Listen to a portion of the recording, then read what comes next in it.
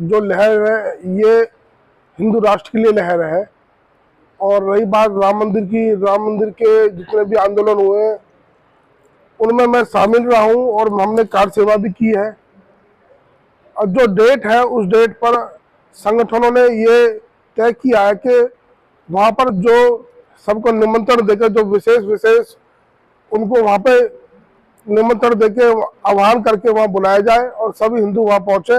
और जो हिंदू भाई वहाँ ना पहुँचे किसी भी कारण से, वो अपने घर में घी के दिए जलाकर राम मंदिर के उसमें उत्सव मनाए, ताकि सभी हिंदू राष्ट्र की घोषणा हो और हमारा देश विश्व गुरु की तरफ बढ़े। रामचंद्र के परम भक्त कहे जाते हैं हनुमान जी, आपके नाम में बजरंगी है, तो कितना सौभाग्यशाली मानते हैं? देखो, अब मैं अपने आप को नहीं, मैं अब तो ये कहता हूँ जो भी सनातन का काम कर रहे हैं वो सारे सनातनी हैं और सारे बजरंगी हैं।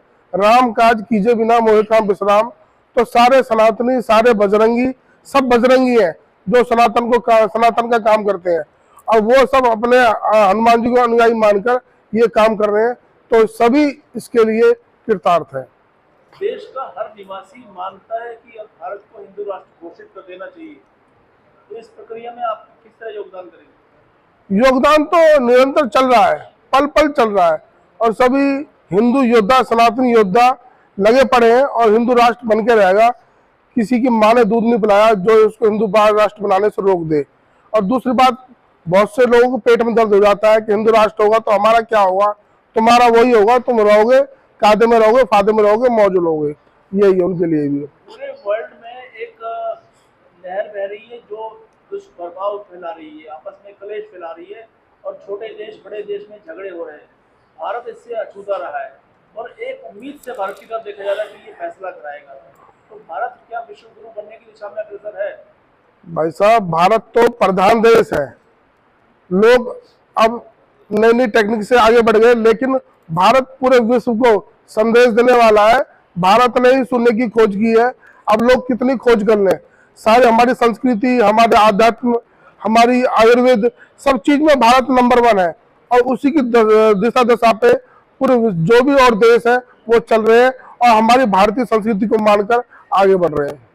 जो भारत में राजनीति का करवट बदली जा रही है, एक दूसरा रूप देखने को मिल रहा है, तो आपको क्या लगता है जो मोदी के हाथ में कमान है देश को संभाले हुए, उसमें कोई अड़चन आ सकती है? भारत माता ने अनेक अनेक सपूत दिए हैं, उसी में हमारे नरेंद्र मोदी जी, नरेंद्र मोदी जी के बाद भी अनेक सपूत आएंगे जो भारत को और भारत के मान को और भारत की को सोने की चिड़िया, हमारे भारत माता के गौरव को बढ़ाने का काम करेंगे। अनेक सपूत आए और आएंगे।